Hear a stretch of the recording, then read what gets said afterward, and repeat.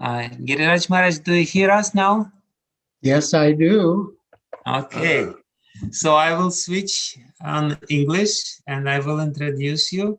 I'm really sorry, I will have to leave, unfortunately, this lecture. I will listen it later because I am on the festival and I will have to give lecture myself, unfortunately for myself. But I thought that it would be good if I say a few words to introduce you to the audience, although you don't really need to be introduced to most of the people.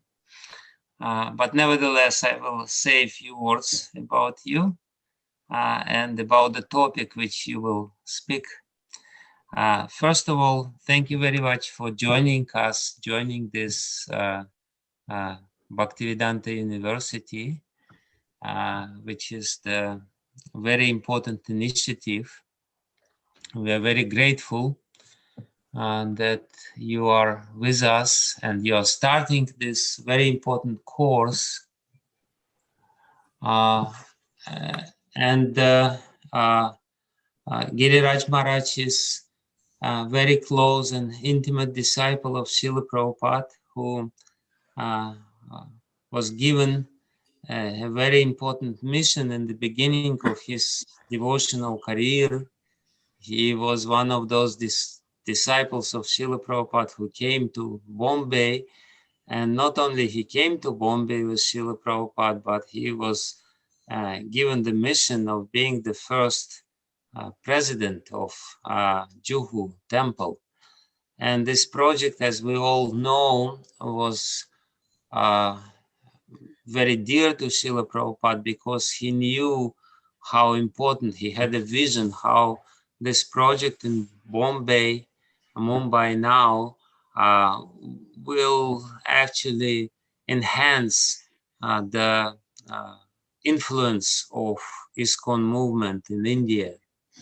And we know that his vision was 100% right, even though some of his disciples and followers at that time didn't see how this remote place in Mumbai would have any influence over the whole India and Mumbai.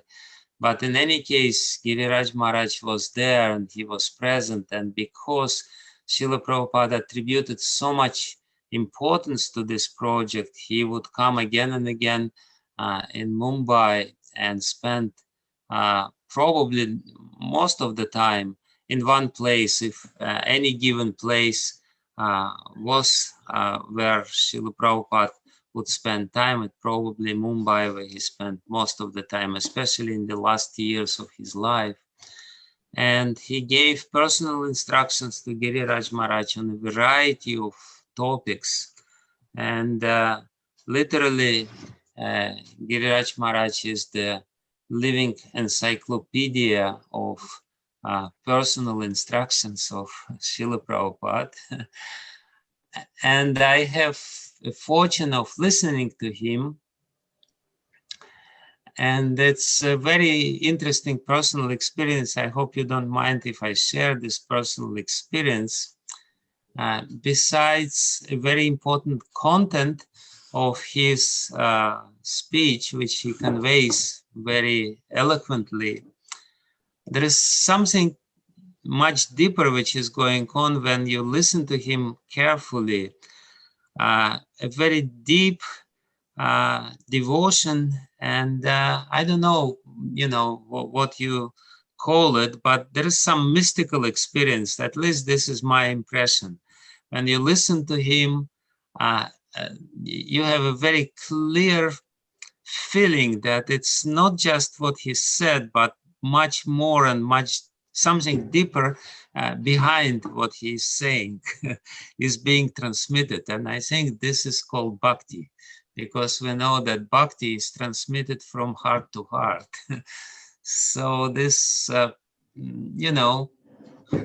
semi-personal association by the modern means of communication. Nevertheless, it's very important because, now,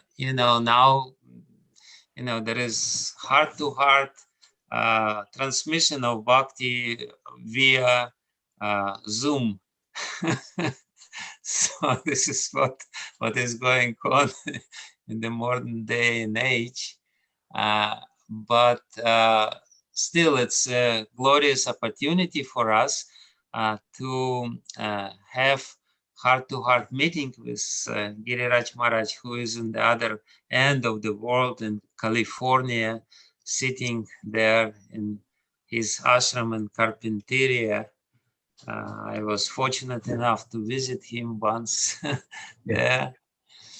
So, and Giriraj Maharaj will be introducing this course, and because this course is about deep studying of Srila Prabhupada's books and deep understanding of Prabhupada's instruction on important topics.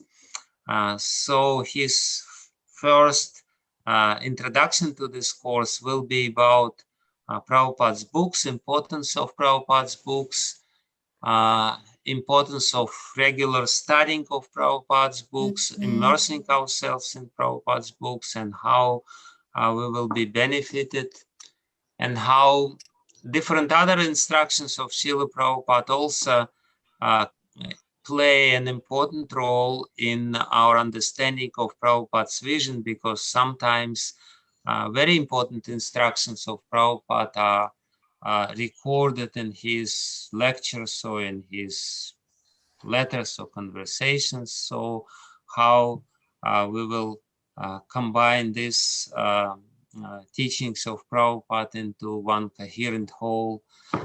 And so many other aspects of this topic will be touched by him, hopefully, in this relatively short lecture. But we hope that this lecture will be foundational for all of us, students of this initiative, educational initiative, Bhaktivedanta University in Russia, for all of our leaders. And, if we were personally present, we would probably greet Giriraj Maharaj with loud Haribol, but we will not do this on Zoom. It will not have the same emotional impact and effect. So we will not do this Hare Krishna trick here. But from our heart, we should be grateful. We are grateful to Giriraj Maharaj for him joining us and introducing this course, starting this course, inaugurating this course in Bhaktivedanta University. So thank you very much, and my personal gratitude is to you, and I still hope to visit you sometime or see you in India. Maybe it will be possible. So again, thank you again and again for joining us, and please forgive me for leaving this, hypocritically leaving this, but I'm duty bound to do it. Sure. Thank you. Well, thank you. It's quite humbling to hear your words about me and to understand the importance of the university and my presentation today. I will begin by singing the Mangalacharana prayers and leading a short kirtan, and then I will speak about Srila Prabhupada's teachings.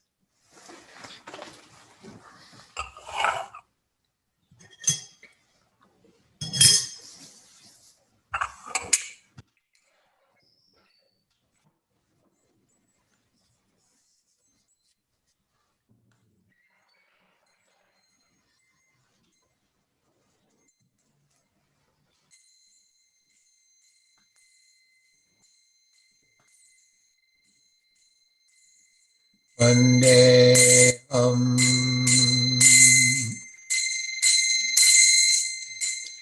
Shri Guru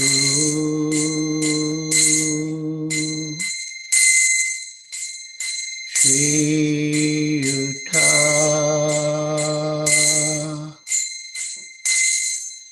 Padakamalam Shri Guru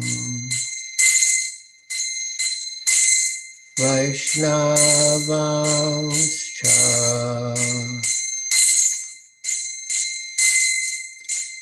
Shri Rupam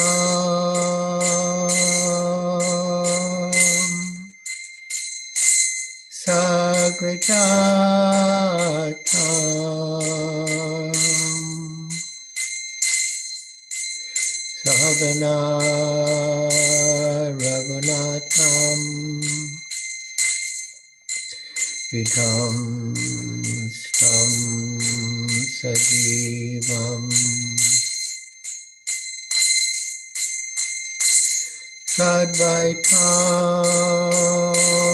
Sadvaitam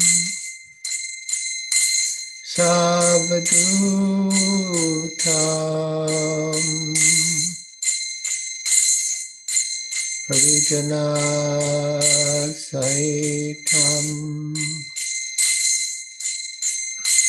Krishna Chaitanya Devam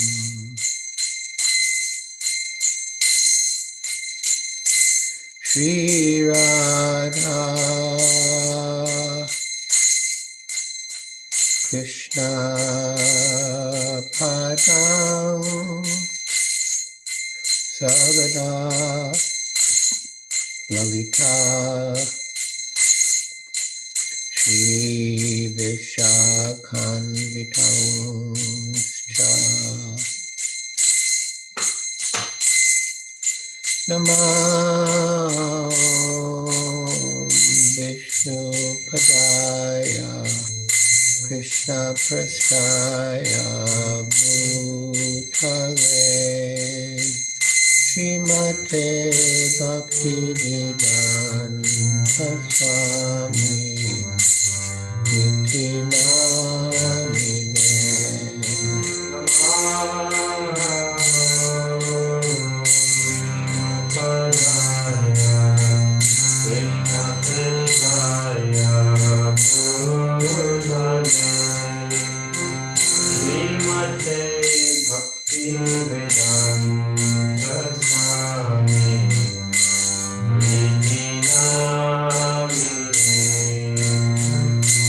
Namaste Saraswati Deve Gauravani Pracharine Nirvishesha Shunyavadi Paschatya Deshakarine Namaste Saraswati Deve Gauravani Pracharine Nirvishesha Shunyavadi Paschatya Deshakarine Shri Krishna Chaitanya Prabhu Nityananda Shri Advaita Gadadhar Shivasari Gaur Bhakta-vrinda Jai Shri Krishna Chaitanya Prabhu Nityananda Shri Advaita Gadadhar Shivasari Gaur Bhakta-vrinda Krishna Chaitanya Prabhu Nityananda Shri Advaita Gadadhar Shivasari Gaur Bhakta-vrinda. Hare Krishna Chaitanya Prabhu Nityananda Shri Advaita Gadadhar Shivasari Gaur Bhakta-vrinda. Sri Krishna Chaitanya Prabhu Nityananda Shri Advaita Gadadhar Shivasari Gaur Bhakta-vrinda. Jaya Shri Krishna Chaitanya Prabhu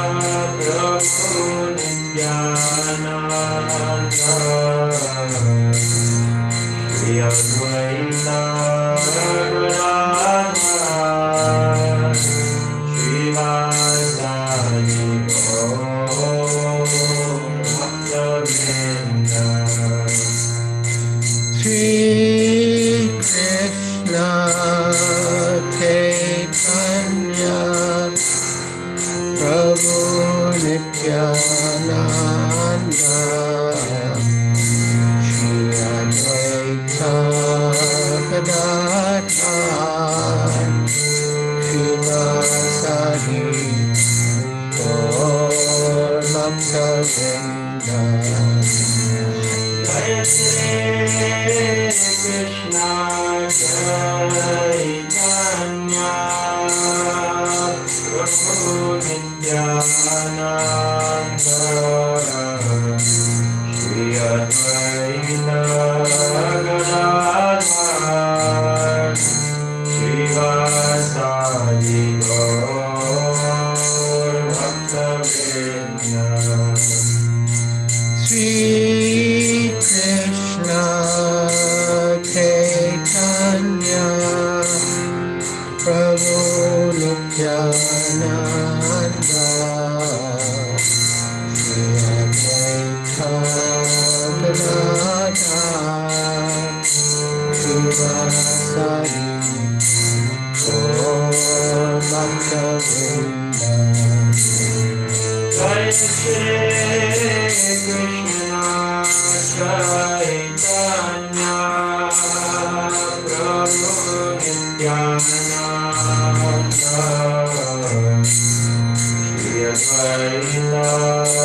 Gadadhar Shivasari Gaur Bhakta-vrinda. Hare Krishna Krishna Krishna Hare Hare Hare Rama Rama Rama Hare Hare Hare Krishna Krishna Krishna Hare Hare Hare Rama Rama Rama Hare Hare Hare Krishna Krishna Krishna Krishna Hare Hare Hare Rama Rama Rama Hare Hare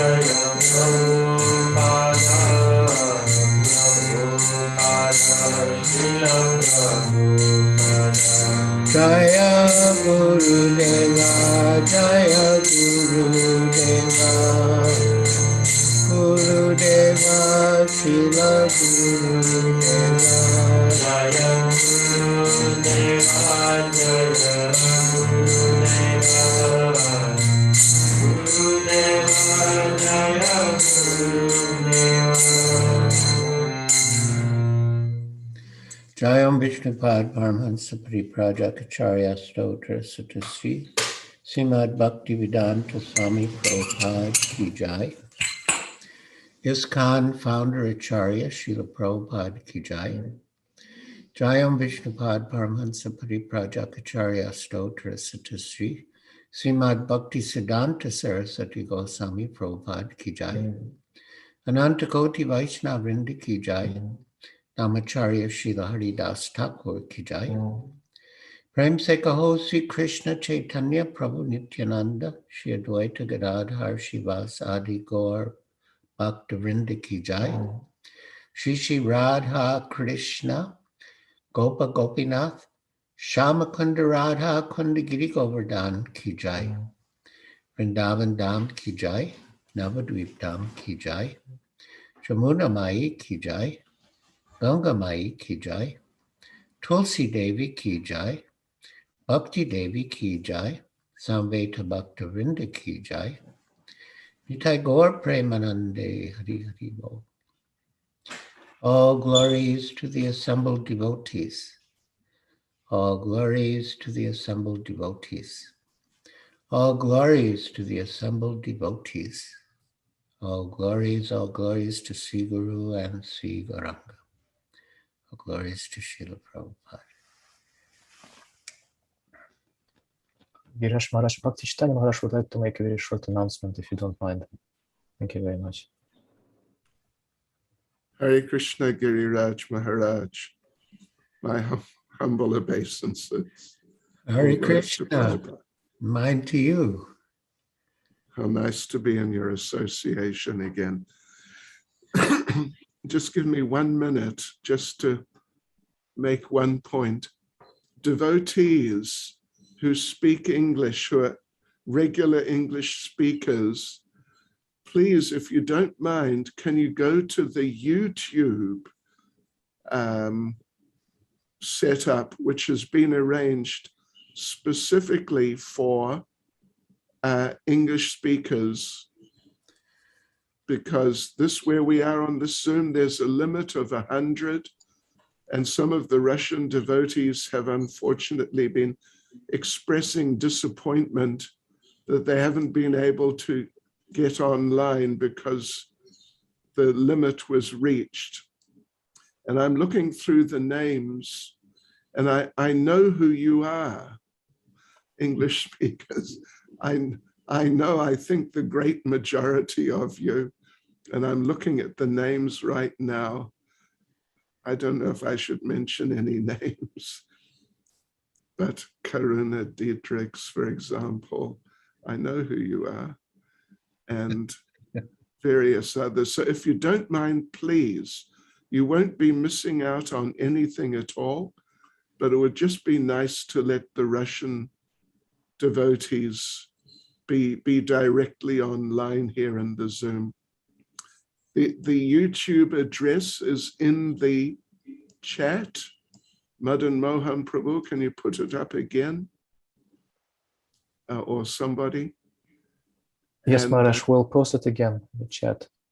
Yeah, there it is. There it is. Yes. So just go over there, and Пожалуйста, переходите по этой ссылке, everything will и вы be можете there, выйти отсюда, из этой конференции, и вы там сможете непосредственно слушать лекцию Гираджа Махараджа на английском языке. Большое спасибо вам.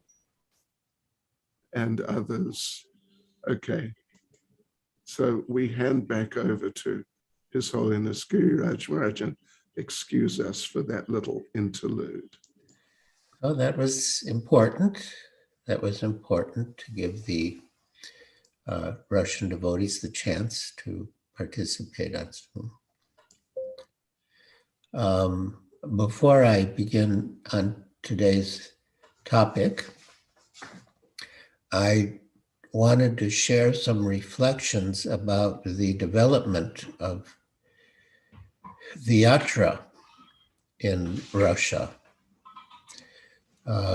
A couple of days ago, we had one of the early Russian devotees visit us here at my ashram in Carpinteria, California. His name is Bahulashva Das. And during his visit, we remembered the beginnings of Krishna consciousness in Russia. When Srila Prabhupada visited, he actually went there from Bombay, and he left just as the mango season was about to begin. And Srila Prabhupada's dear disciple, Malati Dasi, told him, Srila Prabhupada, the mango season is just beginning. Now it's not a good time for you to go to Russia. And Srila Prabhupada replied, preaching in Russia will be sweeter than the sweetest mango. So thinking of how Srila Prabhupada went under such difficult circumstances, and then how he made one disciple, Ananta Shanti Das. And from that, very tentative, humble beginning, Krishna consciousness has spread in such a wonderful way in Russia. Just like so many devotees, so many temples, so many programs, and now this Bhaktivedanta University. So now I will speak on the topic, which is basically Srila Prabhupada's books.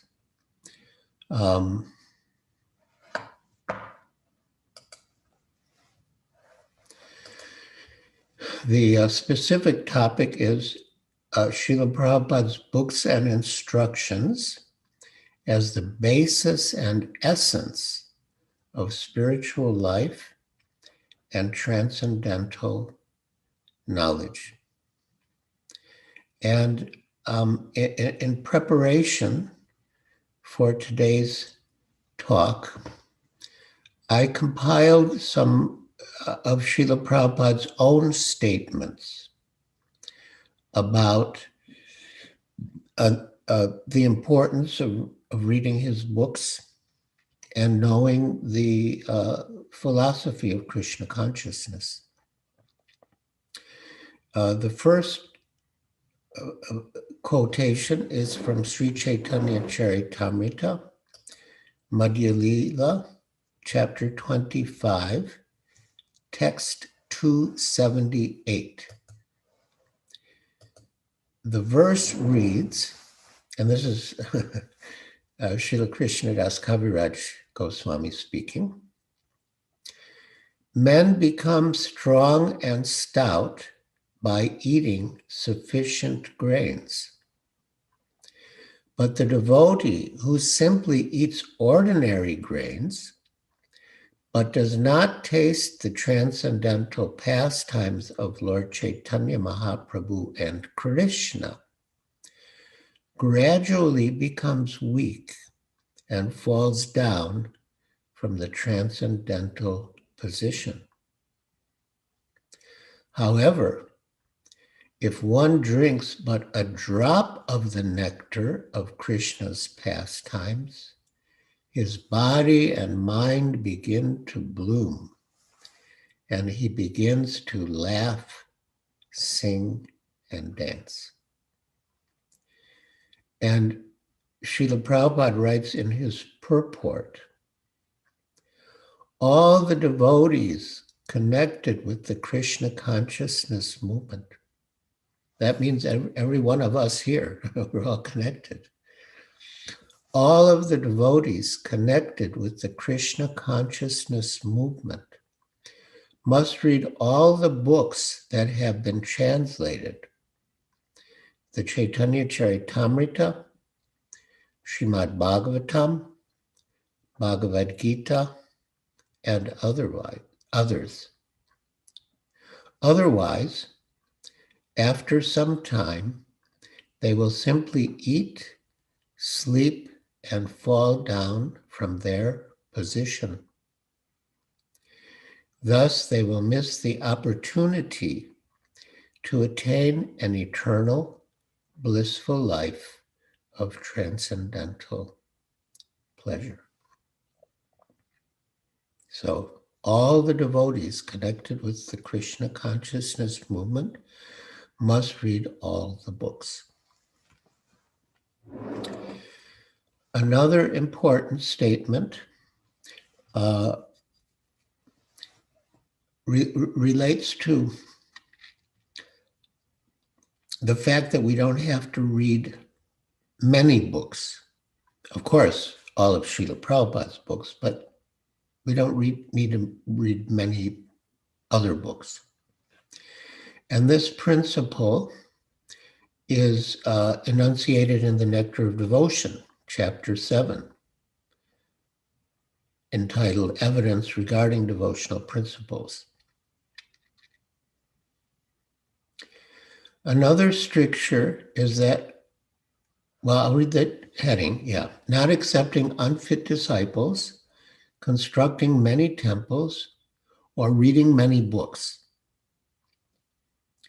Another stricture is that a person may have many disciples, but he should not act in such a way that he will be obliged to any of them for some particular action or some favor. And one should not be very enthusiastic about constructing new temples, nor should one be enthusiastic about reading various types of books, save and accept the ones that lead to the advancement of devotional service.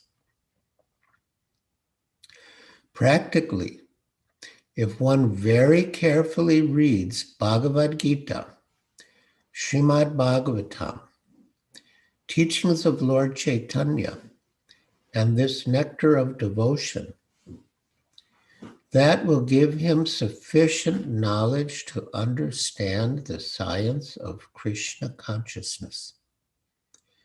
One need not take the trouble of reading other books.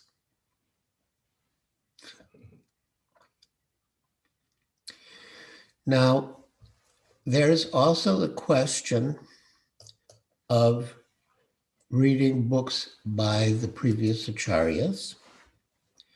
And there was a very interesting conversation between Srila Prabhupada and some of his disciples on this very topic.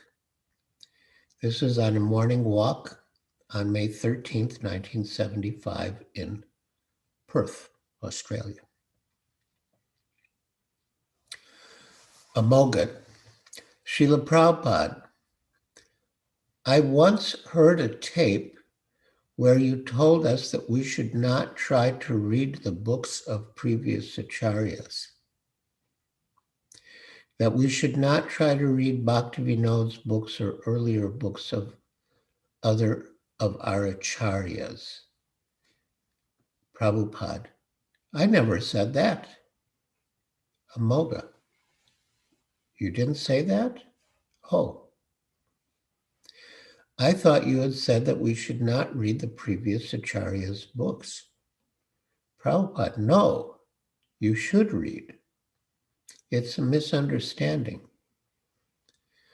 Paramahamsa, I think maybe he was thinking there was some things about some of the Gaudiya Math books. Prabhupada, maybe. Paramahamsa, and sometimes you said that better to read your books. Amoga, when the devotees went to India this year, they said that Achyutananda Swami chastised them, that if I catch any of you buying Bhaktisiddhanta's books from Gaudiya Math, then I will take it away. Paramahamsa, the reason was because he didn't want the devotees going to Gaudiya Math. But there's nothing wrong with the idea of studying the previous acharya's books. Prabhupada, no. Who said that is wrong? We are following previous acharyas. I never said that.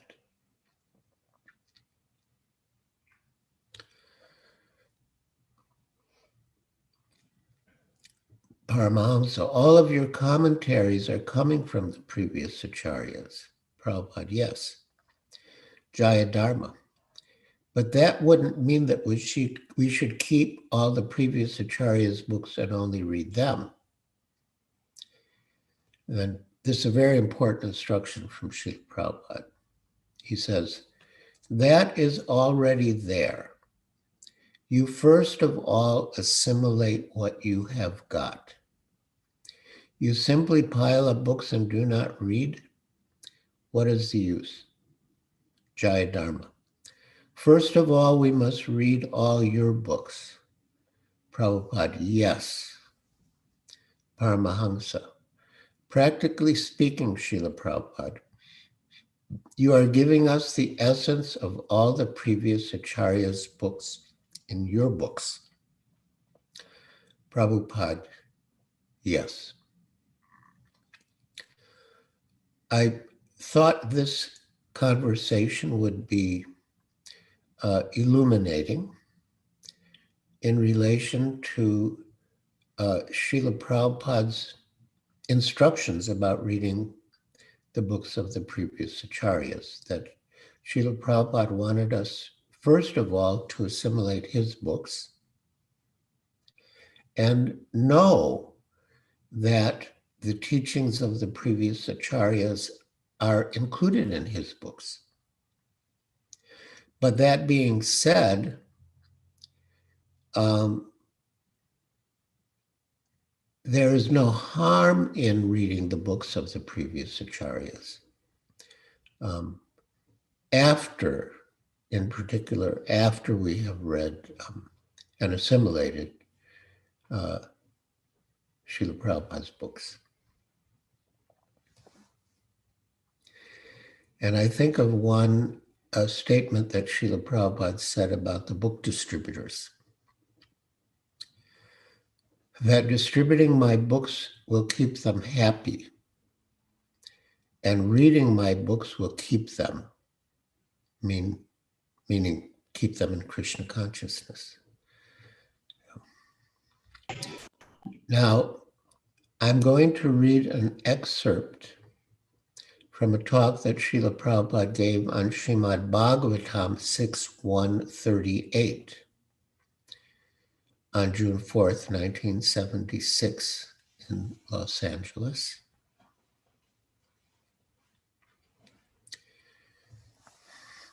The verse reads, Shri Vishnu Duta Uchu Yuyam Vaidharma Rajasya Yadi Nirdeshakarina Bruta Dharmasya Nastatvam Yachcha Dharmasya Lakshanam.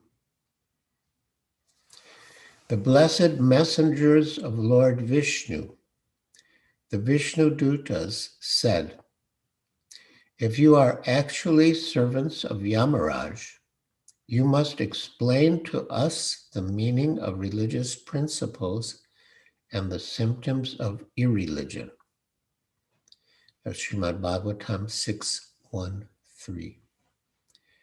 And Srila Prabhupada explains, the Yamadutas had challenged, who are you interfering in our business? I hope that you, dear devotees, are reading Srila Prabhupada's books and are familiar with this section of Srimad Bhagavatam in the 6th canto, when the sinful Ajamil uttered the holy name of Narayana at the time of his death. And at that time, both the Vishnu Dutas, the messengers of Lord Vishnu, and the Yamadutas, the messengers of Yamaraj, the Lord of Death who punishes the sinful, came on the scene. And the Yamadutas considered that Ajamil was under their jurisdiction because he was so sinful, and they wanted to take him for punishment to Yamaraj. But the Vishnu Dutas also came because Ajamil had chanted the holy name of Narayan. Although he was meaning to chant the name of his son, he was intending to call the name of his son, who he had fortunately named Narayan. But somehow or other, he did chant the holy name of Narayan, and thus the Vishnu Dutas came. So the Yamadutas had challenged the Vishnu Dutas, who are you interfering in our business? We have come to arrest him. So the counter challenge was, You said we are servants of Dharmaraj. It is his jurisdiction. This person is impious. So this is the jurisdiction of Dharmaraj. He has to try the case and give him punishment. Criminal department, law and order, so you cannot interfere with us. Therefore, the challenge was replied by the Vishnu Dutas. If you are actually representatives of Dharmaraj, who tries the cases of Dharma and Adharma, first of all, explain what is Dharma and what is Adharma. And here, Srila Prabhupada instructs all of us. He continues, this is a very nice challenge. Suppose you say, we are Krishna conscious persons. One may challenge you. First of all, explain what you know about Krishna.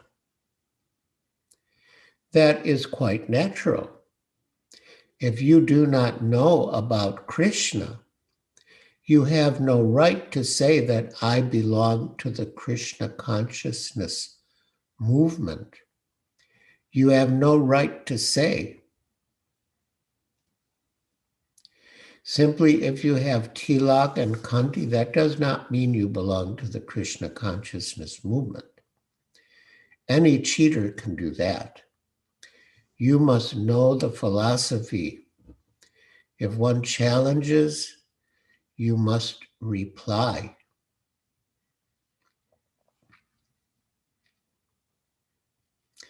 Therefore, Bhaktivinoda Thakur has sung a song indicating these cheaters.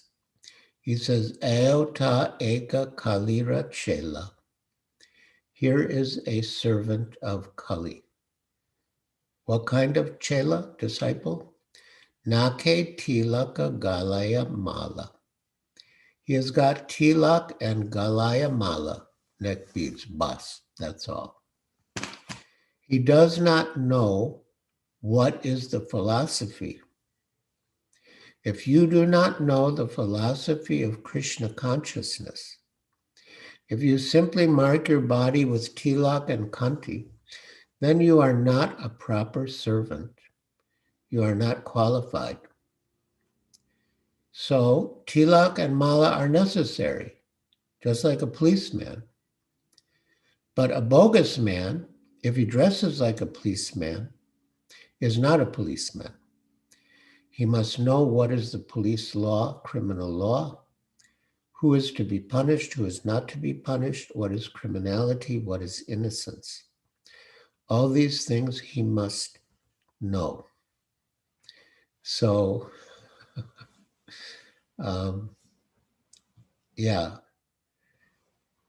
just to repeat the essence of Srila Prabhupada's argument here. Suppose if you say, we are Krishna conscious persons, one may challenge you. First of all, explain what you know about Krishna. That is quite natural. If you do not know about Krishna, you have no right to say that I belong to the Krishna consciousness movement. And how do we know about Krishna? By reading Srila Prabhupada's books first and foremost.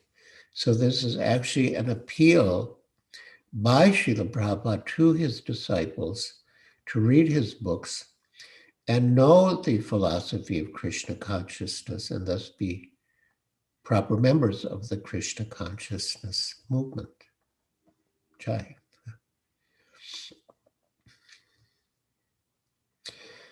And in another talk that Srila Prabhupada gave on Srimad Bhagavatam 6.1.1 on May 21st, 1975 in Melbourne, Australia, he says, we have got Krishna. He's saying we, he's talking about us.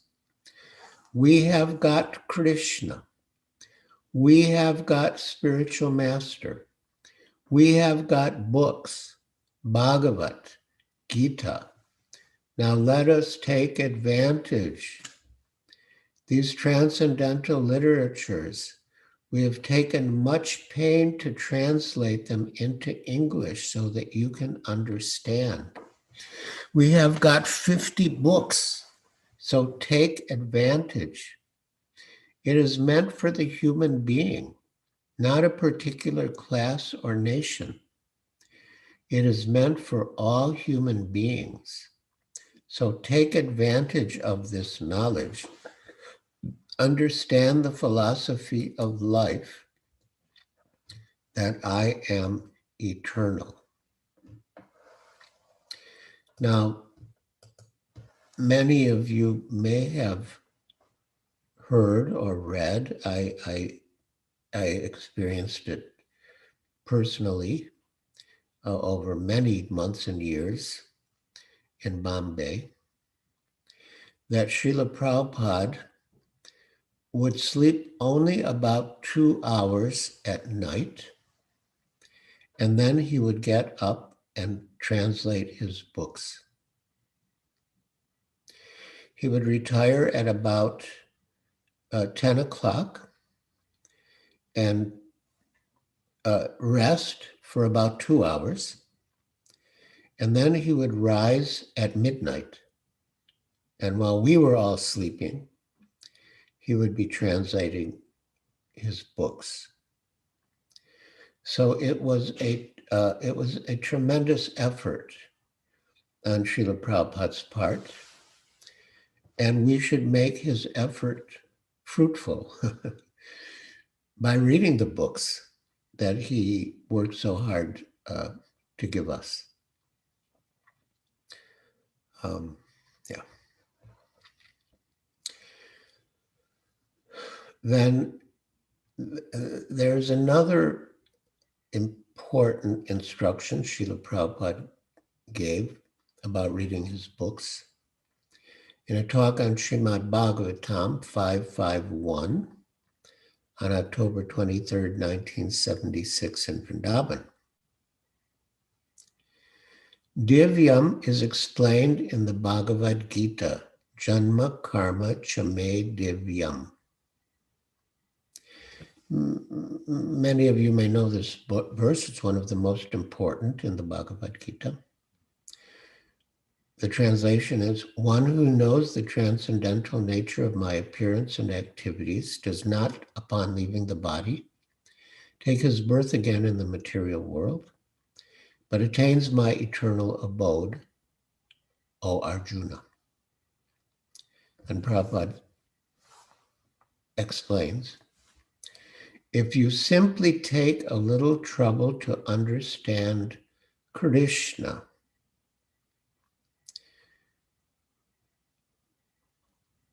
that tapasya is required to read Krishna's instructions, Bhagavad Gita, Srimad Bhagavatam, and try to understand Krishna. And because the idea is if you understand Krishna, you go back home, back to Godhead.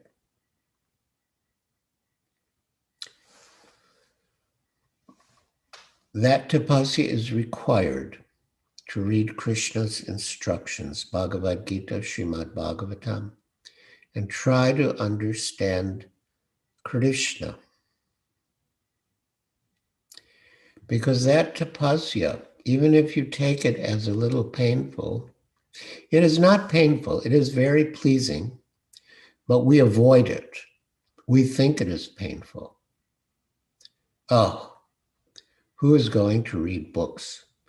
We are meant for selling books, not for reading books. That is not good. We should read also. That is tapasya, austerity. Sadhya, that is tapasya. Don't think that our books are simply meant for selling. No, they are meant for reading also. If we read regularly, at least 2 hours, 3 hours, that is tapasya, tapo divyam. to understand the spiritual position, my spiritual position, Krishna's spiritual position. So here Srila Prabhupada says 2 or 3 hours. Srila Prabhupada gave many instructions about reading his books. Many times he said at least 1 hour a day, but he often also said 2 hours or 3 hours a day. Now that might seem a lot because we have so much service and various responsibilities. But we should try to read Srila Prabhupada's books as much as possible. Now, I don't want to go against the thrust of our talk, which is that we should read Srila Prabhupada's books. But I am going to quote a couple of statements by Srila Prabhupada that in a way mitigate that requirement. And I'm doing so to make the presentation balanced.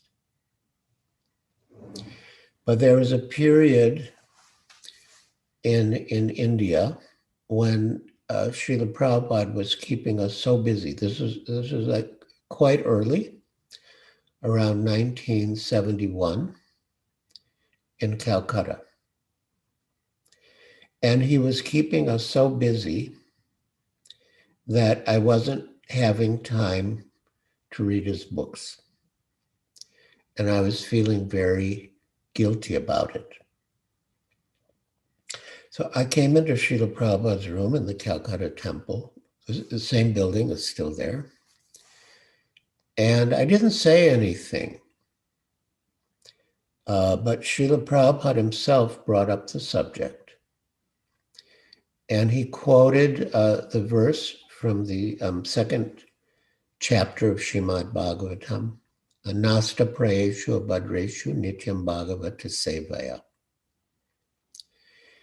And the meaning is that by regular attendance in the Bhagavatam class, or by rendering service to the pure devotee, all that is inauspicious in the heart is practically destroyed, and a transcendental loving service to the Lord is established as an irrevocable fact. So Srila Prabhupada was explaining to me that if you are serving the person Bhagavat, which we were very much under his direction, if you're serving the person Bhagavat, then all the truths of the book Bhagavat will be revealed to you, even if you don't read the book. And I felt Srila Prabhupada was reading my mind, that I was feeling guilty for not reading his books. But the circumstances were such that he was keeping us so busy in his service, the service of the person Bhagavat, that we didn't have time. We hardly had time to read the book Bhagavat. So ultimately, our advancement in Krishna consciousness depends on mercy. Of course, we have to make our effort for sure, but it depends on mercy. And it was my conviction from quite early in my Krishna consciousness that the secret of success in devotional service is to please the spiritual master. And, by serving him as he desires. And in general, part of our service to Srila Prabhupada is reading his books, as he's emphasizing again and again in these excerpts. But there may be occasions when we have so much other service that we don't have time to read. But if we're sincerely doing that service, for the pleasure of Srila Prabhupada and the Parampara, he'll understand. And he will bless us with spiritual understanding.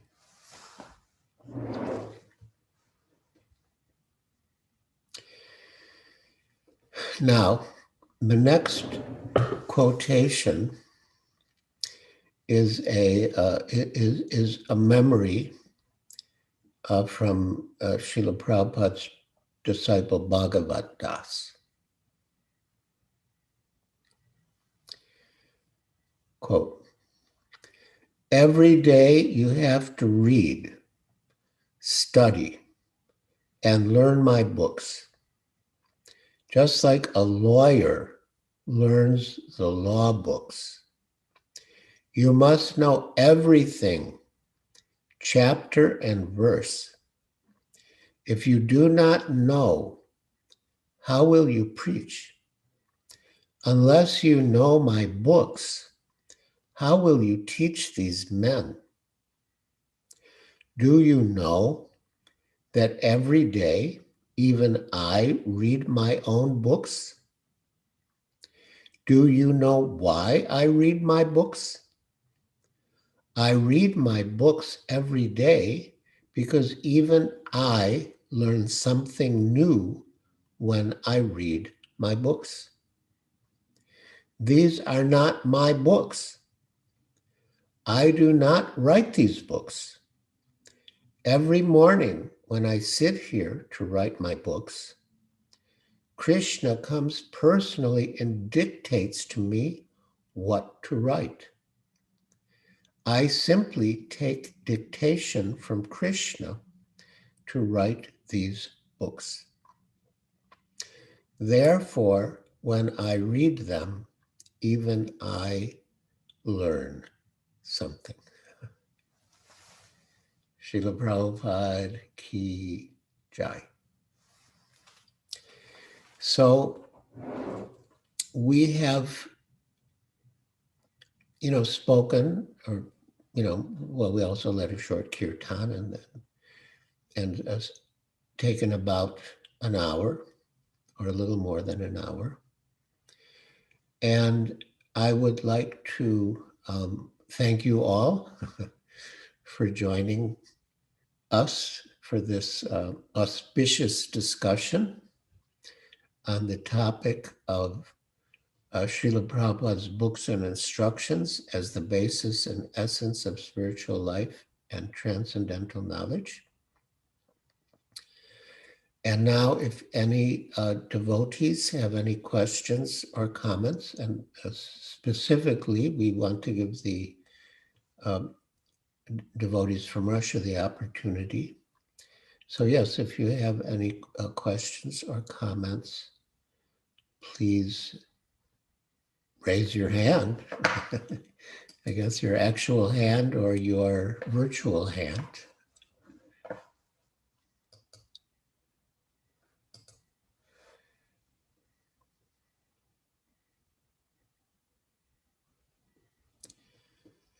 And what if somebody doesn't know English? Oh, and in fact, what I just said, does that need to be translated? Maharaj, it was being translated. Okay. Yes. Okay. We're translating simultaneously as you spoke. Wonderful. Wonderful. Excellent. Дорогие преданные, пожалуйста, у вас есть возможность задать вопросы Шрили Гиридж Махараджу. Гиридж Махарадж, Ambarish Maharaj just raised his hand. And okay. He can speak in English, and I'll translate him for the Russian-speaking audience. Wonderful. Please accept my humble obeisances. On some occasions, Srila Prabhupada said, if you just will read this one book, Bhagavad Gita, you will become Krishna conscious. Or if you will just read this one book, Krishna book, you will become Krishna conscious. And some devotees, they are literally taking this instruction and they are reading only Bhagavad Gita on only Krishna book. So can you comment on this instruction? It's true. Srila Prabhupada has made statements like that. But the purpose of the statements is, well, he's appreciating his books. And he had some exchanges with his servant Shrutakirti Das. And he said about Krishna book, and I think he said about other books as well. He said about Krishna book, this book is so nice that if you read just this one book, you'll become Krishna conscious. In fact, if you read just one chapter, you can become Krishna conscious. In fact, if you read just one paragraph, you can become Krishna conscious. In fact, if you read just one sentence, you can become Krishna conscious. And they said, if you read just one word, you can become Krishna conscious. Because Prabhupada's books are Krishna, and when we read his books, we're associating with Krishna. So this is a glorification of his books. It is not a recommendation that we just read one word, or we read just one paragraph, or even just one book. But we should read all of them, as he said on many occasions. Once, quite early in my devotional service, I came across this statement. I think it's a verse, Tatra Loliam, Api. Anyway, the idea is that the price to pay for Krishna consciousness is the eagerness to become Krishna conscious. So in my neophyte understanding, I asked Srila Prabhupada in Bombay, when we were living in the city, not before we got Juhu. I asked Srila Prabhupada that, I read that the only price we have to pay to become Krishna conscious is eagerness. So if we have eagerness, do we have to read books? And Srila Prabhupada replied, if you're eager, why should you not read the books? If you're eager, you'll want to read the books. So, yeah. Okay. But that was a good point. That was a good point. But another thing that Srila Prabhupada said is that speaking for half an hour is equal to reading for 2 hours. Because, yes, speaking. But of course, many devotees, including myself, depending on the context, I know when I would teach at the VIHE in Vrindavan Institute of Higher Education, for a 1-hour class, I would prepare for 3 hours. I would read and prepare for about 3 hours to give a class for 1 hour. But it is beneficial to repeat what you've read. Very beneficial to repeat what you've read, and you get realization when you repeat. And therefore, Srila Prabhupada made that statement, that speaking for half an hour is equal to reading for 2 hours. But again, to speak nicely for a half hour, we probably have to read for 2 hours. Hare Krishna. I see a hand raised. Mataji Rukmini Priya, a senior devotee and leader in ИСККОН Russia, has raised her hand. She was... Матаджи, вы на английском или на русском будете говорить? На русском языке, если можно. Yes. Харе Кришна, мои поклоны, Махарадж. У меня такой вопрос. У Шрилы Прабхупады есть несколько цитат, где он говорит, что слушать важнее, чем читать. Имея в виду Шримад Бхагаватам. И также вот вопрос по поводу, сейчас есть аудиоформат. Преданные, которые заняты такой интенсивной жизнью, иногда они слушают в аудиоформате книги. И как вот относиться к этому? Это может как-то заменять или нет? Mataji Rukmini Priya's question is that Srila Prabhupada oftentimes said that it's more important to hear than to read. And also now a lot of audiobooks is available, and many devotees take to listening to Srila Prabhupada's books narrated by devotees. Is that equal to or tantamount to comparable to reading Prabhupada's books? Listening to his audio books? This is the question. Well, both are good. На самом деле, то и другое хорошо, читать и слушать. You know, physically holding the book in your hand and reading it has value. Madan Mohan Prabhu, you're muted. Yes, Maharaj, because I'm translating you simultaneously, so I don't interfere with your answer. Oh, really? All yes, right. We have a separate channel where we translate, devotees tune in and listen to your answer, so we don't waste your time on sentence by sentence translation. Oh, all right. And also for the benefit of our English-speaking disciples who listen separately to your class. All right. Yeah. So you can just speak on, Maharaj. Yeah. So there's a benefit to holding a book in your hand and reading it. One of the benefits is that you can stop and reread something that strikes you, something that you want to understand better, something that you want to understand more deeply. Whereas with an audio book, it's also good to listen to audiobooks for sure, but with an audiobook, it just keeps going. You don't have a chance to stop and go over it. And another reason I like to hold a physical book and read it is because in Shastras, you know, Sri Upanishad, Bhagavad Gita, Srimad Bhagavatam, Chaitanya Charitamrita, you get the original verses in Sanskrit and Bengali,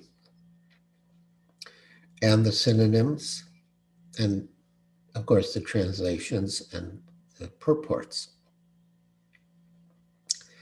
And I like to refer back to the Sanskrit or the Bengali to see how the translation and purports relate to them.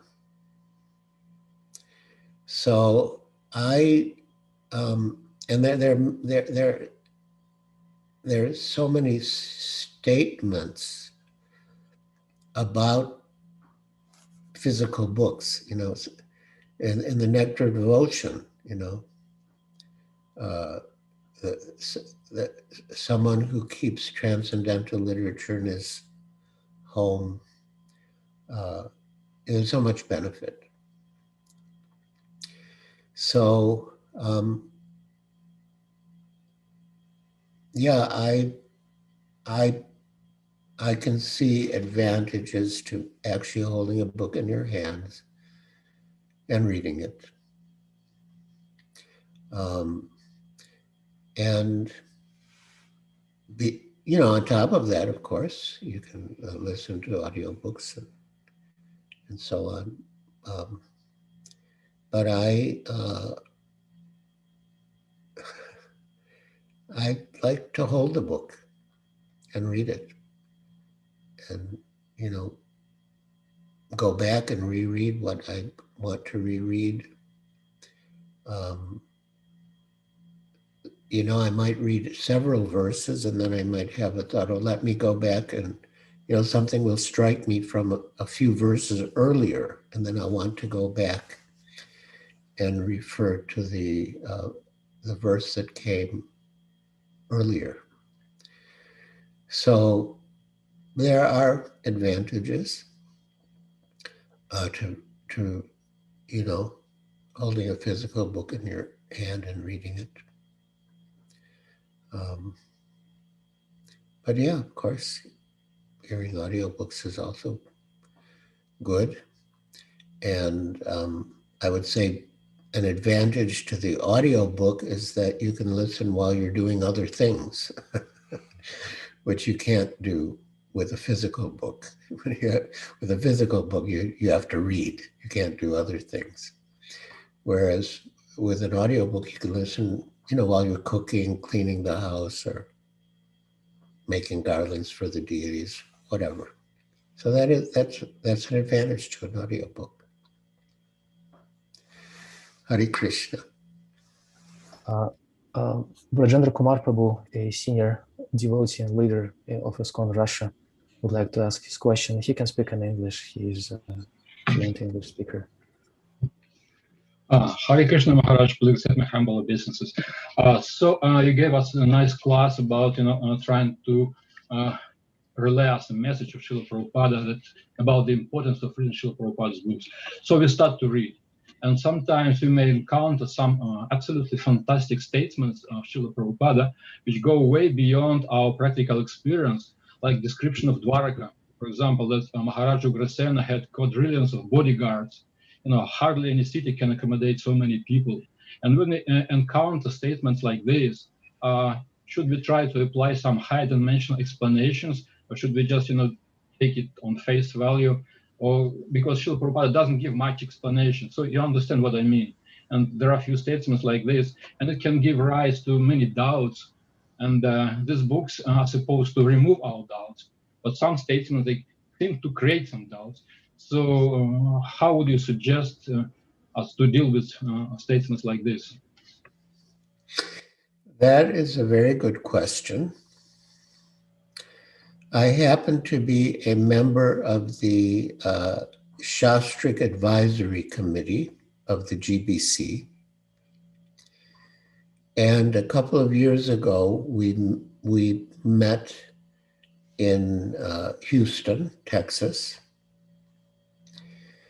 And we discussed problematic areas in Srila Prabhupada's books.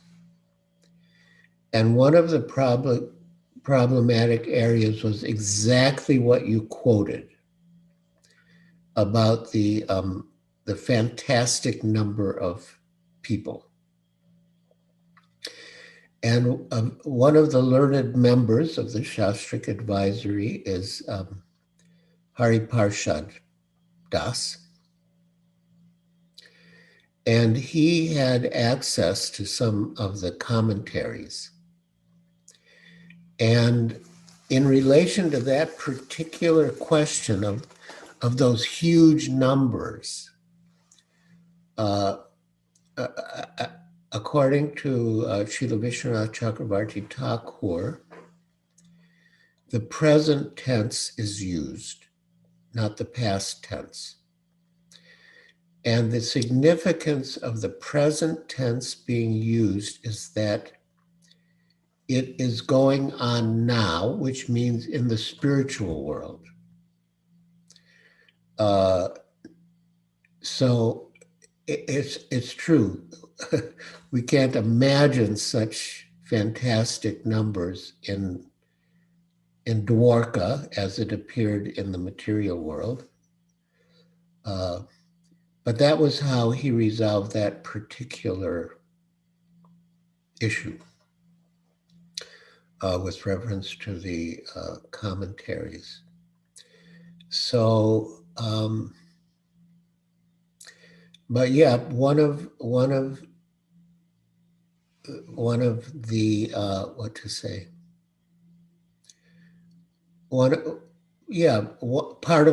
of our work when we as members of the Shastric Advisory Committee got together was to discuss problematic statements in Srila Prabhupada's books. Some are problematic for the reason you mentioned, that the figures are just so fantastic. Some are problematic because Srila Prabhupada seems to make statements that do not seem in harmony with our ideas of morality. So there are a few categories of problematic statements in Srila Prabhupada's books. And we found it refreshing to be able to discuss openly, without being afraid of being considered demons for having these questions. It was actually very refreshing. And I think at the end of the whole exercise, we had more faith in Srila Prabhupada and felt more of his mercy. And there's a verse in Chaitanya Charitamrita, Siddhanta, I'm forgetting the Bengali, I'm sure one of our learned devotees here would know it. But the idea is one should not avoid discussing Siddhanta because it's problematic, but such discussions make the mind stronger and help us to develop love for Krishna. So yeah, thank you for bringing up that point. It's very relevant.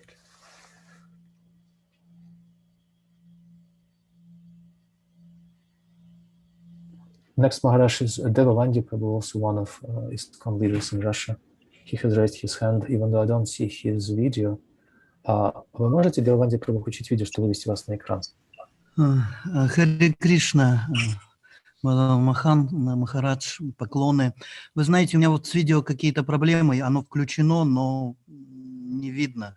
Если это Somehow his некорректно... video is not showing, is not turning on, so he apologizes for not being seen on the screen, even though he tried to turn it on.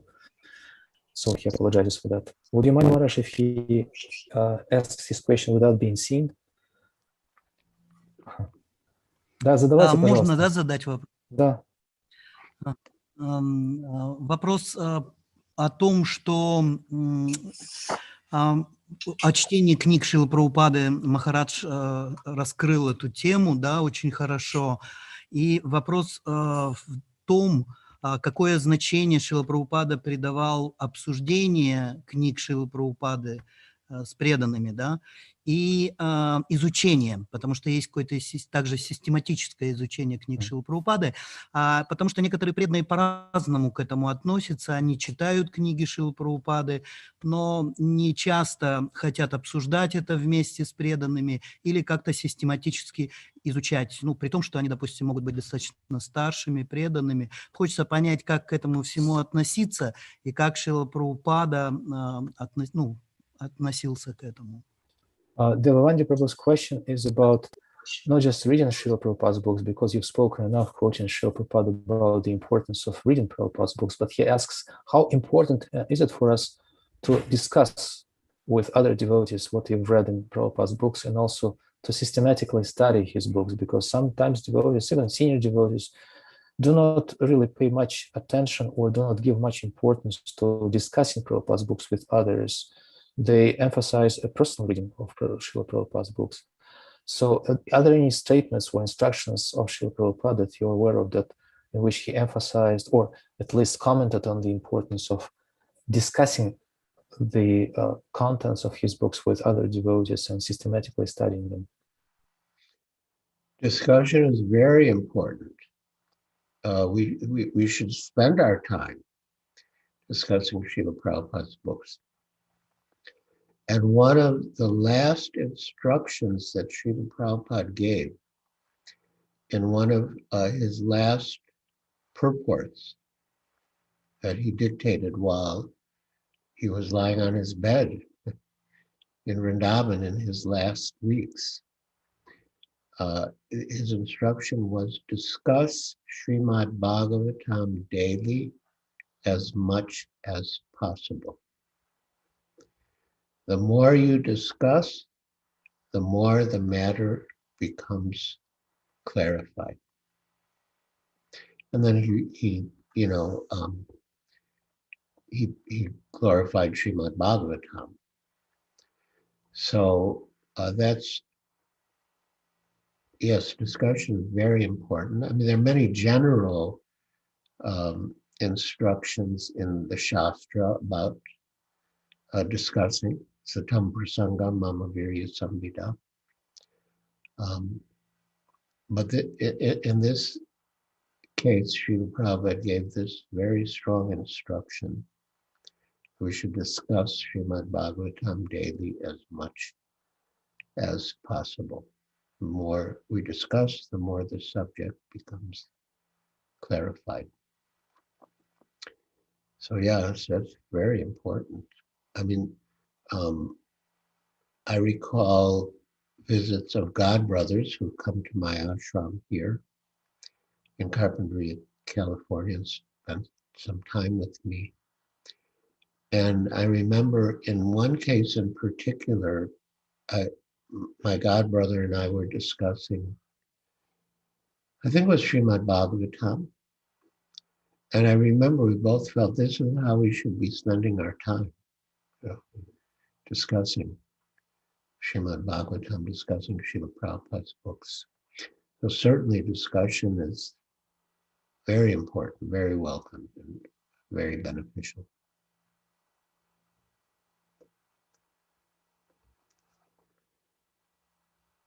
Thank you, Maharaj. Antakela Prabhu, a senior leader from Ukraine.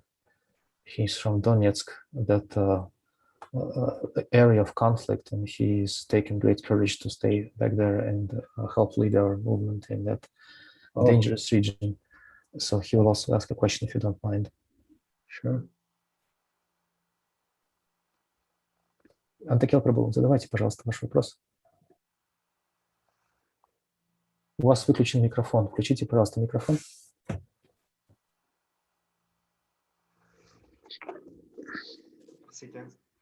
Один раз преданные задали вопрос, тоже такой каверзный, в 11-й песне, по-моему, что браманам давали девственниц, какое-то количество девственниц. И вот у них сомнения, что это такое за ведическая культура, и зачем браманам девственницы и так далее. Такое, у них было много вопросов, смятения в уме. Вы хотели этот вопрос Махараджу задать или спросить, как относиться к такого рода высказываниям? Да.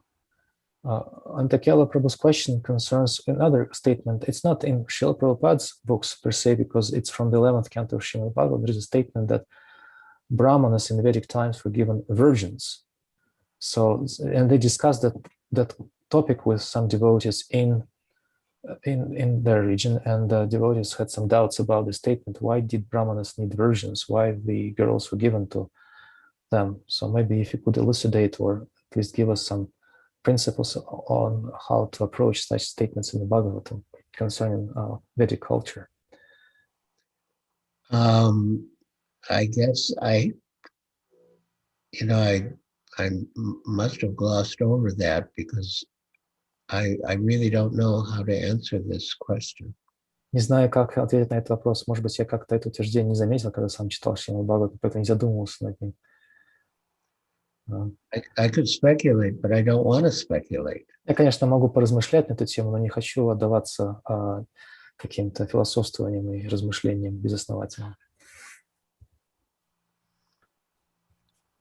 Yes, Nanda Kumar Prabhu is a leader from Far East region of Russia, and he's looking after the Far East and Yakutia, those regions with extreme weather conditions and extreme difficulties in preaching. Sometimes he distributes Prabhupada's books at -60 centigrade in Yakutia, 60.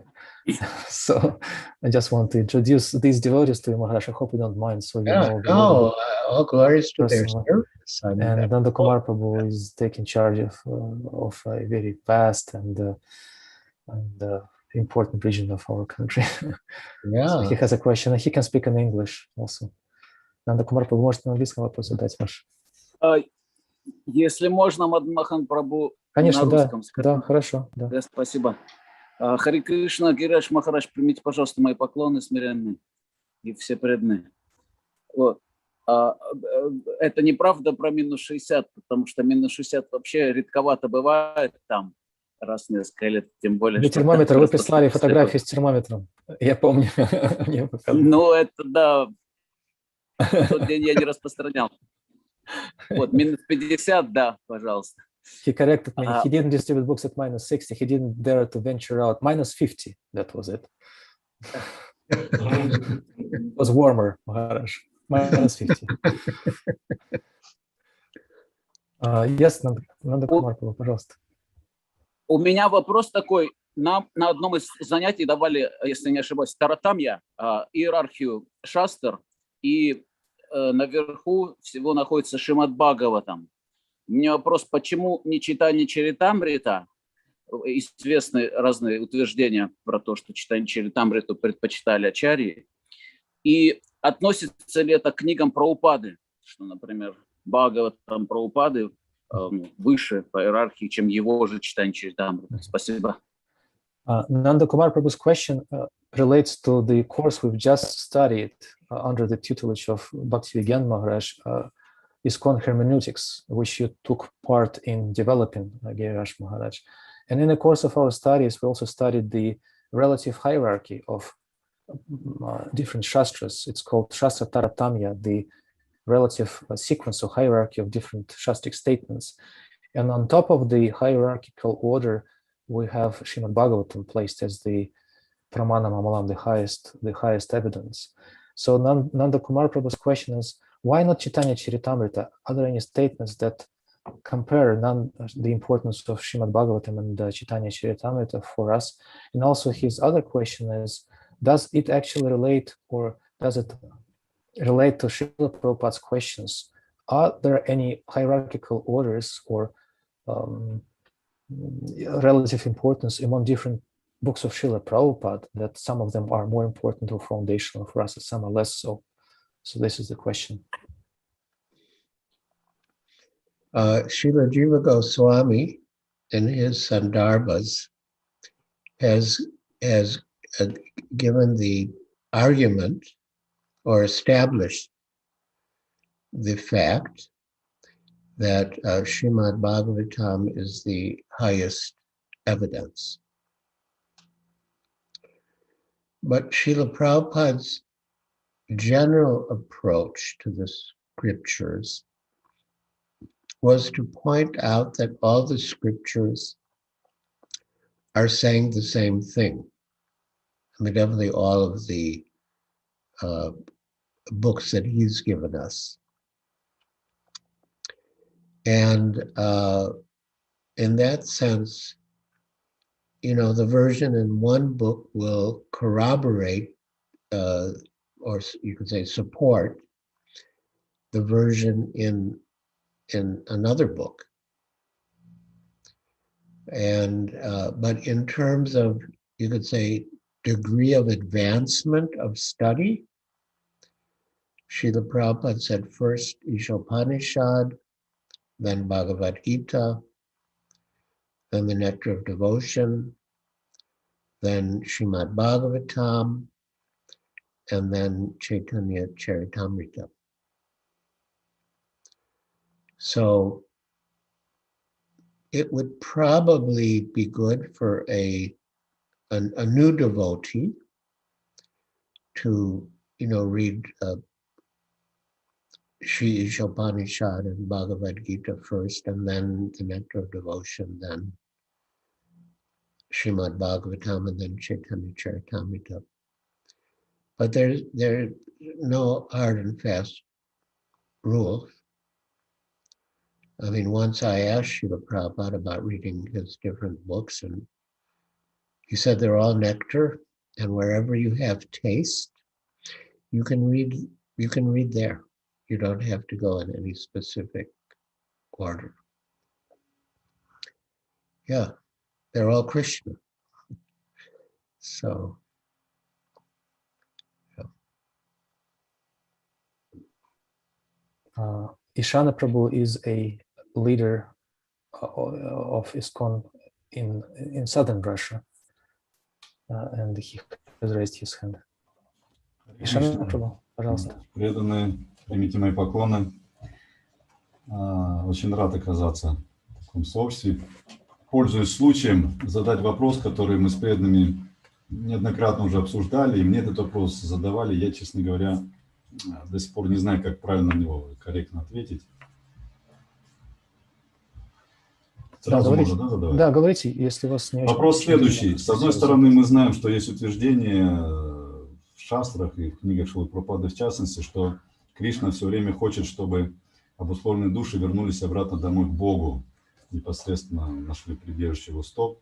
С другой стороны, в шастрах вот те наставления, которыми мы в основном руководствуемся, которые лежат в основе нашей практики вайшнавской, это знание о Кришне, знание о святом имени, в частности Харе Кришна мантра, оно скрыто.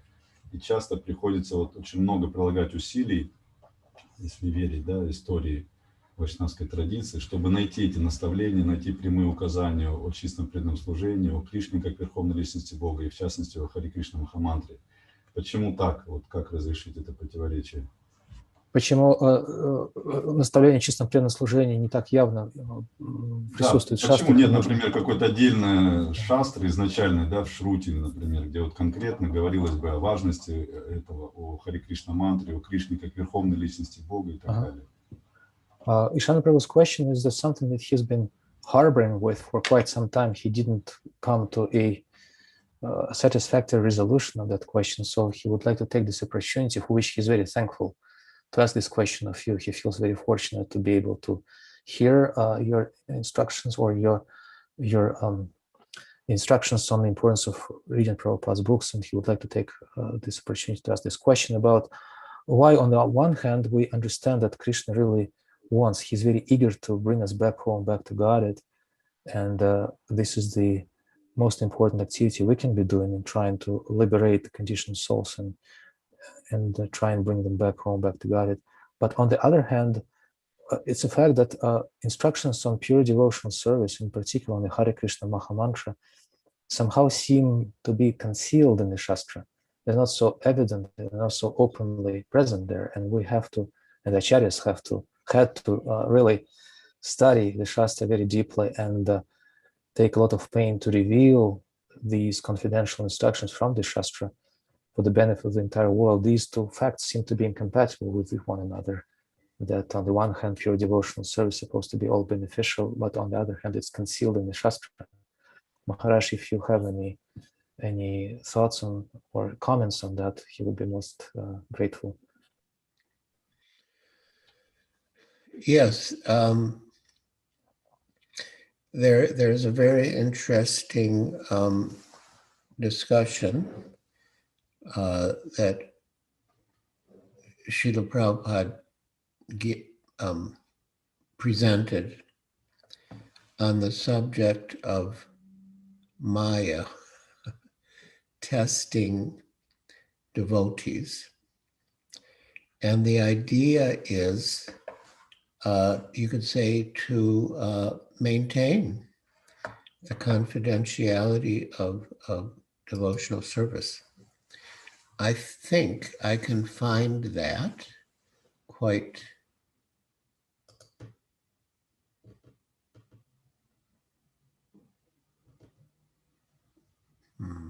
okay.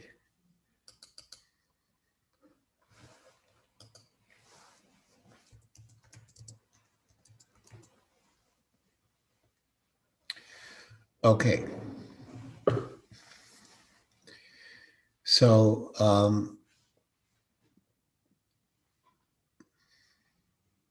this is me speaking. I'm reading from an answer I gave to a question. And within that answer, I quote what Srila Prabhupada said. Srila Prabhupada says that Maya tests us, especially in the beginning, to protect Krishna. She tests us whether we really want to serve Krishna or whether we are coming to bother Krishna with our material desires. At first, especially, she tests us as a service to Krishna. But she wants us to serve Krishna. She wants us to pass the test. And when we do, we make advancement. And here's the quotation from Teachings of Queen Kunti, chapter 3, quote, "If one takes to Krishna consciousness, in the beginning there will be many disturbances caused by Maya, the material energy of illusion. Maya will test us to see how firmly we are fixed in Krishna consciousness. Because she is also an agent of Krishna, she does not allow anyone the freedom to disturb Krishna. Therefore, she tests very rigidly to see whether we have taken to Krishna consciousness to disturb Krishna or are actually serious. That is Maya's business. So in the beginning, there will be tests by Maya, and we shall feel so many disturbances while making progress in Krishna consciousness. But if we follow the rules and regulations and chant regularly as prescribed, then we shall remain steady." So, yes, Krishna wants us all to engage in pure devotional service and go back home, back to Godhead. But, as Prabhupada said, God is not so cheap. And in order to approach God, we have to pass many tests of Maya in her role as a servant of Krishna. Now, this may be a sort of indirect answer to the question. And if the devotee who asks the question would like me to address it more fully or more directly, I'm willing to. He can repeat exactly what it is that is troubling him, that seems to be contradictory, and I'll try to approach it from a different angle. Большое спасибо, Махарадж. В целом я очень удовлетворен ответом. Overall, I'm very happy with the answer he said. Хотелось чисто опять же, на основе того, что меня самого спрашивают, почему так мало упоминаний о Харе Кришна Махамантре, нашем основном методе, так скажем, духовного совершенствования. His particular concern that he hears from other devotees, that devotees ask him this question as a leader, why is it so that the Hare Krishna Mahamantra is mentioned so seldom, if at all, in our main scriptures? Okay. Well, definitely the chanting of the holy name is mentioned. There's a very wonderful verse in Srimad Bhagavatam, Canto 2, Chapter 1, Text 11, if I recall. And etad nividyamananam ichitam akotobayam yoginam nipanirnitam harinamanukkirtanam. O King, constant chanting of the holy name of the Lord after the ways of the great authorities is the doubtless and fearless way of success for all, including those who are free from all material desires, those who are desirous of all material enjoyment, and also those who are self-satisfied by dint of transcendental knowledge. So throughout Srimad Bhagavatam, there's a glorification of the chanting of the holy names. The whole story of Ajamil is a glorification of the chanting of the holy names. And then up until the very end of Srimad Bhagavatam, there's a glorification of the chanting of the holy names. But as far as the specific mention of the Hare Krishna Maha Mantra, it comes in the Kalisantara Upanishad, where it says that these 16 words, Hare Krishna, Krishna Krishna, Hare Hare, Hare Rama, Rama Rama, Hare Hare, are specifically designed to counteract the effects of Kali Yuga. So it's there in the Kalisantana Upanishad, and it's also there in the Chaitanya Bhagavat by Srila Vrindavan Das Thakur. He openly and explicitly quotes the Hare Krishna Maha Mantra, Hare Krishna, Krishna Krishna, Hare Hare, Hare Rama, Rama Rama, Hare Hare. Thank you very much, Maharaj. We have a few questions in Russian in the chat, and if you don't mind, I can read them out for you. Please do. There are several devotees who have, for some or other reason, sent their questions through chat. Jiva Goswami thus asks the question, what is the purpose of word-for-word translations in Prabhupada's books, especially what's the purpose of us repeating these word-for-word translations in classes on Srimad Bhagavatam? Because usually it's done more or less like a perfunctory part of our class without paying much attention to what is being said by Srila Prabhupada in the word-for-word section. Oh, maybe Maharaj, you heard something from Srila Prabhupada about the importance of word-for-word section in his books. So it becomes more meaningful for us. Well, when I was speaking about the benefit of holding a book in one's hand and reading it, as opposed to hearing an audio book, I mentioned being able to refer to the word-for-word translations, the synonyms, which I find very helpful. In fact, the verse I quoted about the holy name, Srimad Bhagavatam 2:11, Etanya Vidyamananam, it's beautiful the way Srila Prabhupada renders the Sanskrit into English. And I see that from the word-for-word translation. I'll explain what I mean. Anu, it relates to Anu. So the word Anu has two meanings. One is to follow, like we are Anugas, followers of Rupa Goswami. And another meaning of Anu is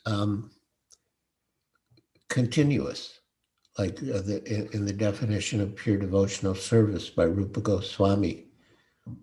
Anya vilasita sunyam jnana karmadhyana avritam anukulyena Krishna anushilanam. Anushilanam means it's a continuous cultivation.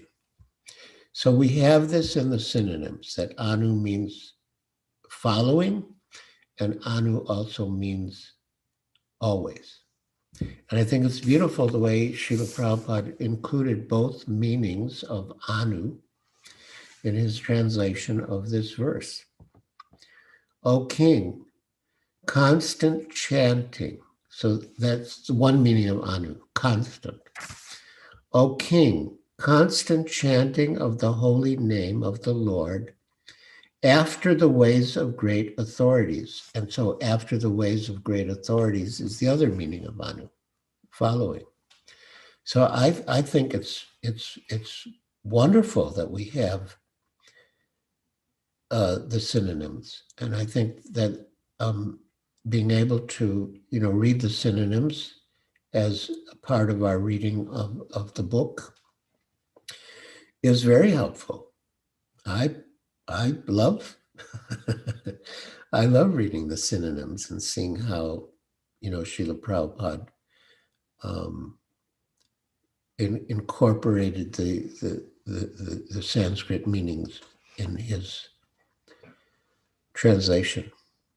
So I personally don't find it to be just like some duty we have to go through it, but it doesn't really serve any purpose.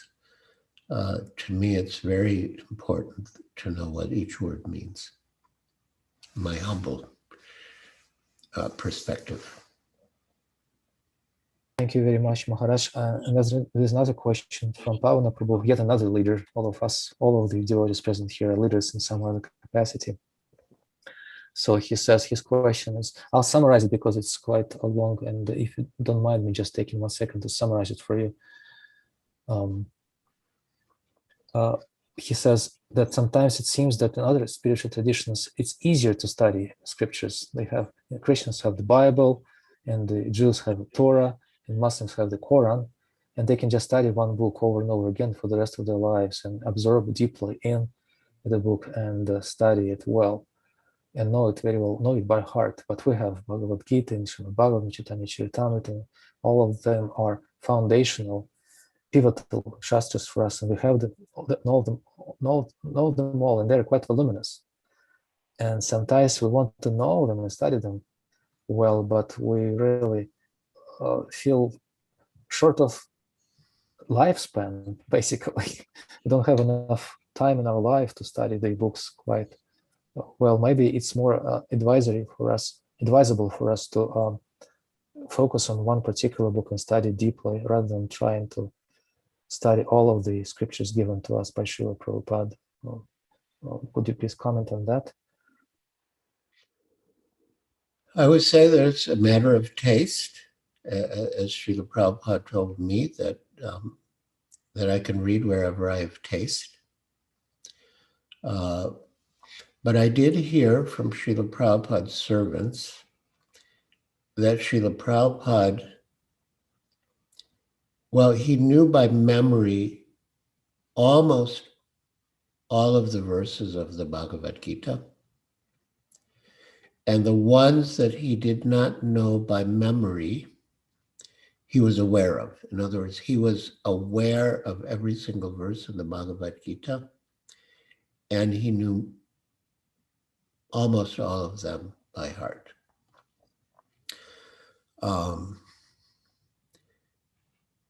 So, yeah, I guess if you want to focus on one book and really dedicate yourself to it, that would be fine.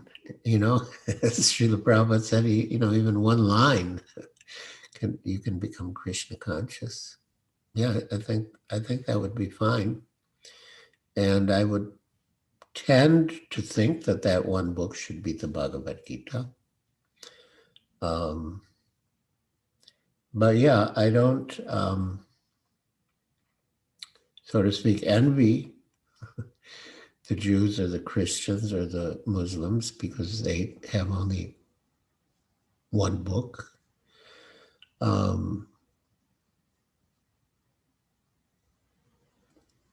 Yeah, I mean, I think we're blessed to have so many books about Krishna.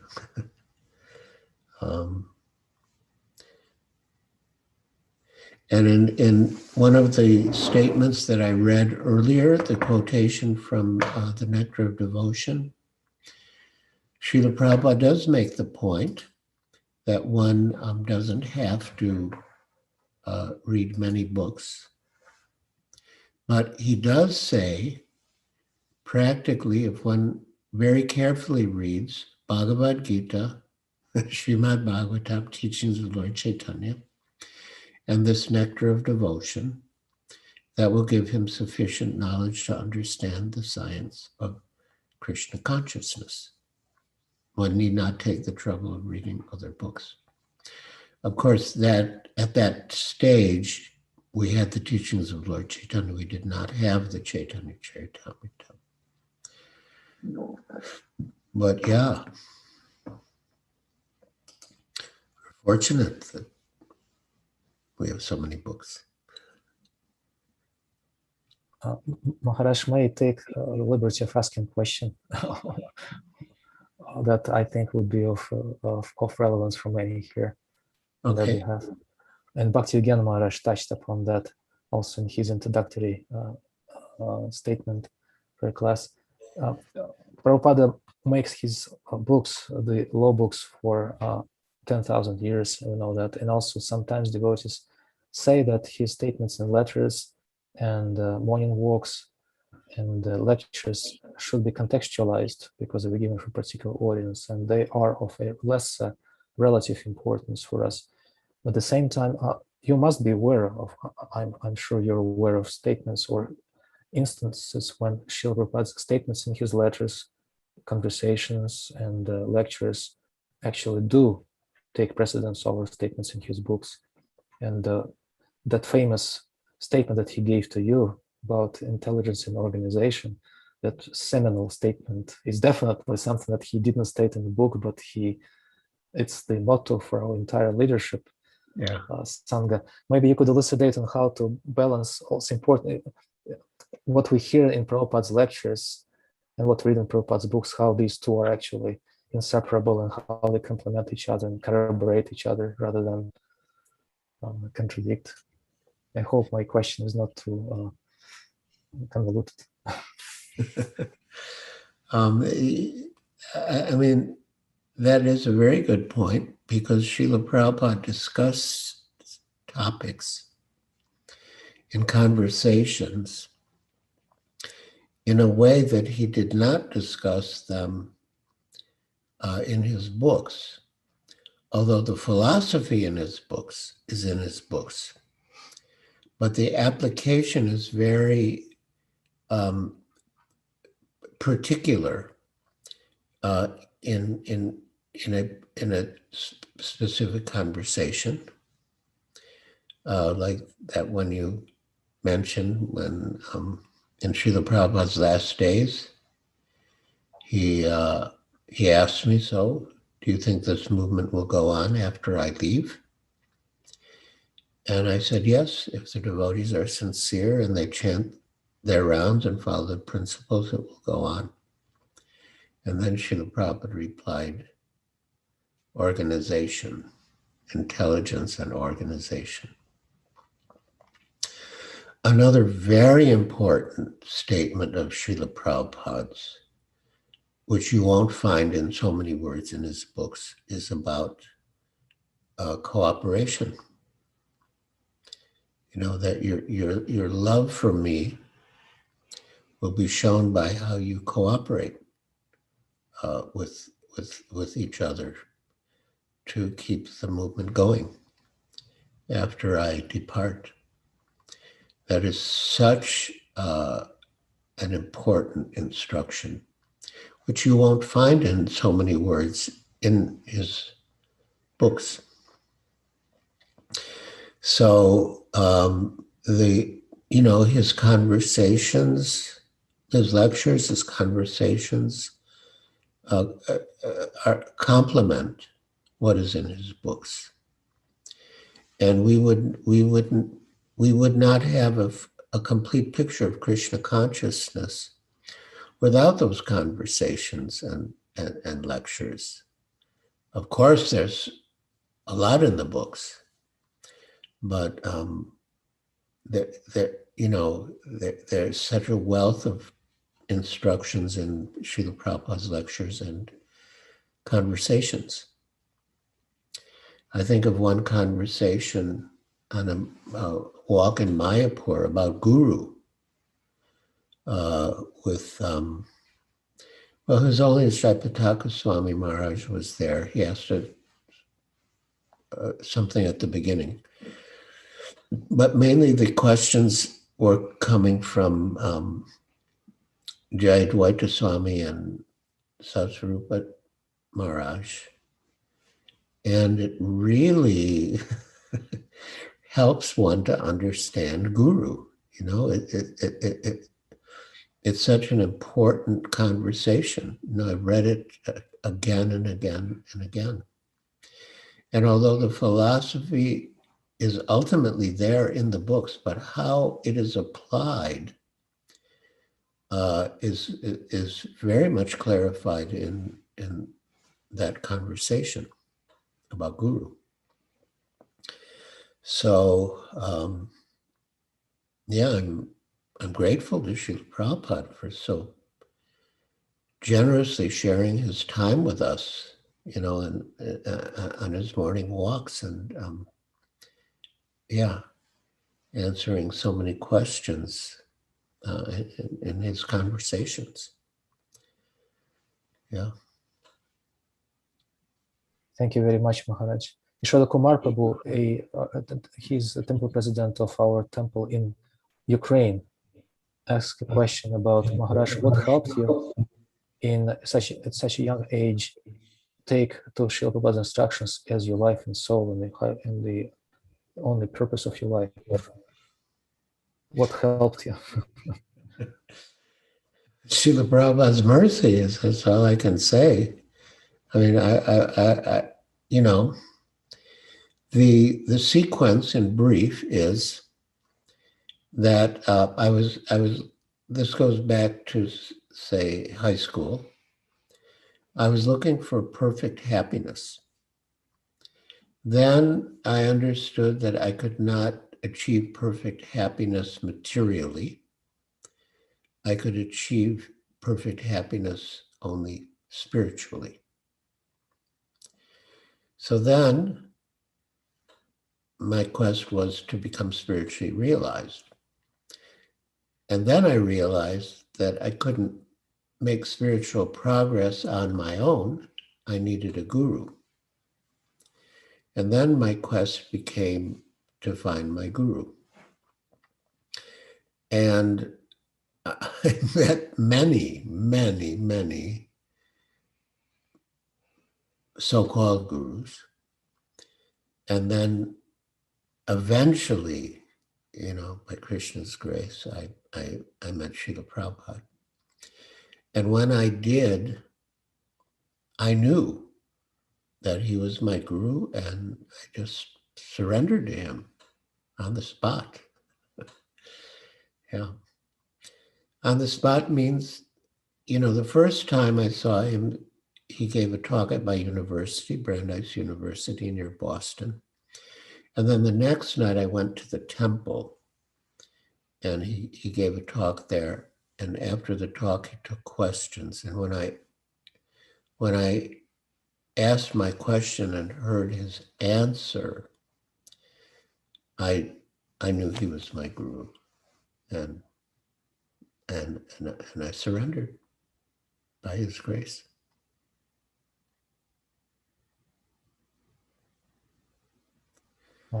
Thank you very much, Maharaj. I don't see any other questions or hands in the chat. Or I don't know if you would like to add anything else to what you have just said. And I can only thank you. I cannot thank you enough for sharing with us, as Bhaktivedanta Maharaj in the very beginning said, the great fortune of your personal experience with Srila Prabhupada that is distilled and crystallized in your heart by your lifelong devotion and surrender to him. Sometimes I think that our generation is more fortunate in a sense than your generation is, because we can see Prabhupada through your hearts in his true form. So thank you very much for sharing this Srila Prabhupada as he is with us. I don't know if Bhakti Chaitanya Maharaj, if he is present, if he would like to say anything. Well, I want to, yes. I mean, I brought up the verse earlier, and my paraphrase of the translation was pretty accurate.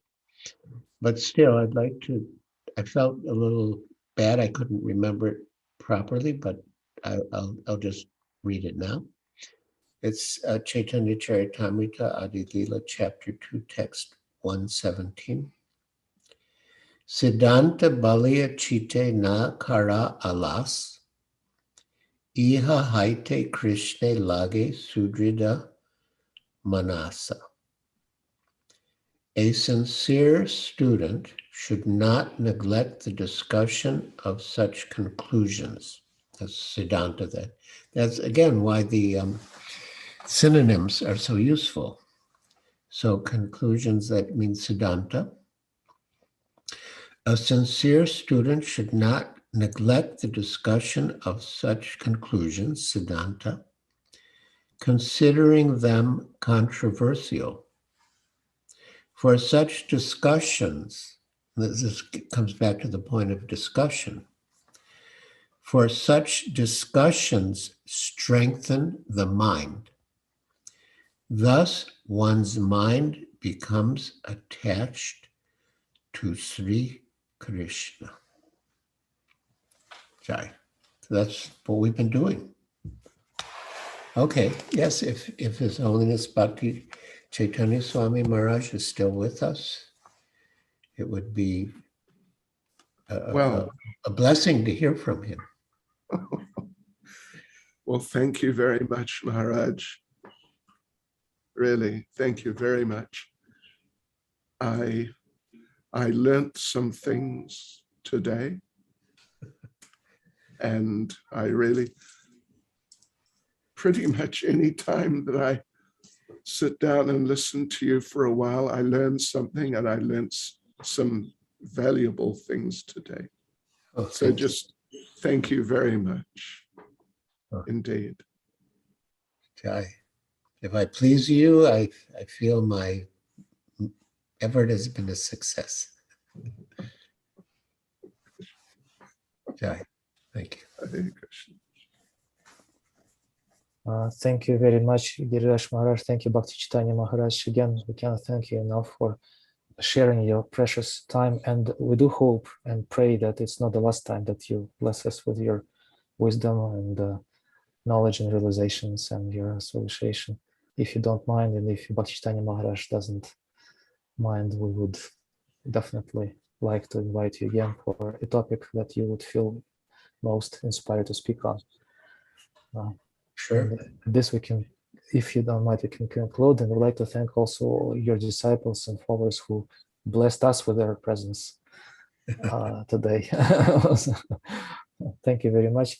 Дорогие преданные, давайте поблагодарим его святейшество Шрила Гирираджа Свами Махараджа и его святейшество Бхакти Чайтанья Свами Махараджа за то, что они начали наш новый курс Прабхупада Сандарба с такого важного обсуждения, важнейшей темы изучения книг Шрилы Прабхупады и его наставлений как сути духовной жизни и фундамент духовного знания.